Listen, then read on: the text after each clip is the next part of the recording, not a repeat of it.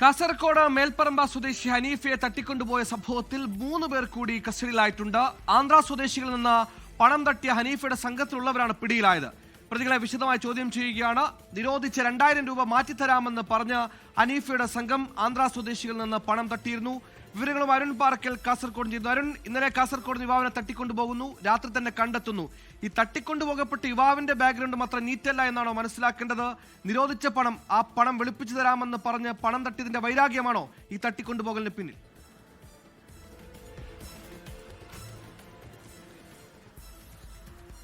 സുഹേല്, ഇന്ന് രാവിലെയോടുകൂടി കേസിൽ 3 പേരെ കൂടി പോലീസ് കസ്റ്റഡിയിലെടുത്തിട്ടുണ്ട്. അതൊന്ന് പാലക്കുന്ന് സ്വദേശി ഷെരീഫാണ് ഈ സംഭവത്തിൻ്റെയൊക്കെ സൂത്രധാരനെന്ന് പോലീസ് പറയുന്നുണ്ട്. മറ്റൊന്ന് ഷെരീഫിൻ്റെ ഒപ്പമുണ്ടായിരുന്ന 2 പേരാണ്. ആ 2 പേരുടെ പേരുവിവരങ്ങൾ ഇതുവരെയും പുറത്തുവിട്ടിട്ടില്ല. എന്തായാലും മലയാളികളാണ് ഈ തട്ടിപ്പ് നടത്തിയത് എന്ന കാര്യത്തിലേക്ക് ഇപ്പോൾ ഈ അന്വേഷണ സംഘം കടക്കുന്നു. മലയാളികൾ ഈ ആന്ധ്രാക്കാരിൽ നിന്ന് 2000 രൂപ, നിരോധിച്ച 2000 രൂപ തരാമെന്ന് വിശ്വസിപ്പിച്ചുകൊണ്ട് 7 ലക്ഷം രൂപ വാങ്ങിയെന്നാണ് ഇപ്പോൾ പുറത്തു വരുന്ന വിവരങ്ങളിൽ നിന്ന് നമുക്ക് മനസ്സിലാക്കാൻ സാധിക്കുന്നത്. തെലുങ്കാന കേന്ദ്രീകരിച്ച് ഒരു MLA ഈ RBIയുമായി ബന്ധപ്പെട്ട് 2000 രൂപ, നിരോധിച്ച 2000 രൂപ നോട്ടുകൾ RBIക്ക് നൽകുകയും അവിടെ നിന്ന് കമ്മീഷൻ ഇവർക്ക് നൽകുകയും ചെയ്യുന്നുണ്ട്. അങ്ങനെ ഈ പണം, ഈ കമ്മീഷന് വേണ്ടിയാണ് ഈ പണം ആന്ധ്രാക്കാർ നൽകിയതെന്നാണ് നമുക്ക് മനസ്സിലാക്കാൻ സാധിക്കുന്നത്.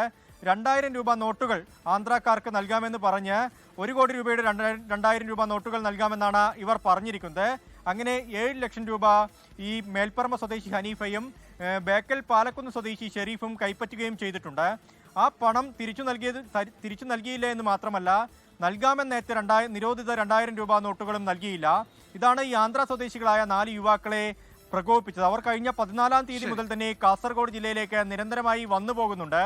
ഇന്നലെ ഉച്ചയ്ക്ക് 12 മണിയോടുകൂടി ഈ ഹനീഫയെയാണ് ആന്ധ്ര സ്വദേശികൾക്ക് കയ്യിൽ കിട്ടിയത്. ഹനീഫയെയും കൊണ്ട് ആന്ധ്രയിലേക്ക് കടക്കാൻ ശ്രമിക്കുകയായിരുന്നു. അങ്ങനെയാണ് ഈ നിർണായകമായ വഴിത്തിരിവുണ്ടാവുന്നത്. പോലീസ് സ്വമേധയാ കേസെടുക്കുകയും അന്വേഷണം നടത്തുകയും വൈകിട്ടോടുകൂടി ഈ പ്രതികളെ ആന്ധ്രാപ്രദേശ് ബോർഡറിൽ നിന്ന് പിടികൂടുകയുമായിരുന്നു. പ്രതികളെ ഇപ്പോൾ കാസർഗോഡ് പോലീസ് സ്റ്റേഷനിലേക്ക് എത്തിച്ചിട്ടുണ്ട്. പ്രതികളെ വിശദമായി ചോദ്യം ചെയ്യുകയാണ്. എന്താണ് ഇതിലുണ്ടായ കാര്യങ്ങളെന്ന് ഒരു വ്യക്തത ഇനിയും പോലീസിന് ലഭിക്കേണ്ടതുണ്ട്.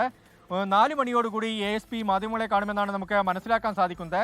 പ്രതികളെ ചോദ്യം ചെയ്തതിനു ശേഷം കോടതിയിൽ ഹാജരാക്കുമെന്നും അറിയിച്ചിട്ടുണ്ട്. സുഹൈൽ, എന്തായാലും നിരോധിച്ച 2000 രൂപ വെളുപ്പിക്കാമെന്ന് വാഗ്ദാനം ചെയ്ത് പണവുമായി പോയി. പണവുമില്ല, കൊടുത്ത 2000 രൂപയുമില്ല. അതോടെ യുവാവിനെ തട്ടിക്കൊണ്ടുപോയി. എന്തായാലും സംഭവത്തിൽ സമഗ്ര അന്വേഷണം നടക്കുന്നുണ്ട്. കൂടുതൽ പേരെ കസ്റ്റഡിയിലെടുക്കുന്നുണ്ട്, ചോദ്യം ചെയ്യുന്നുണ്ട്.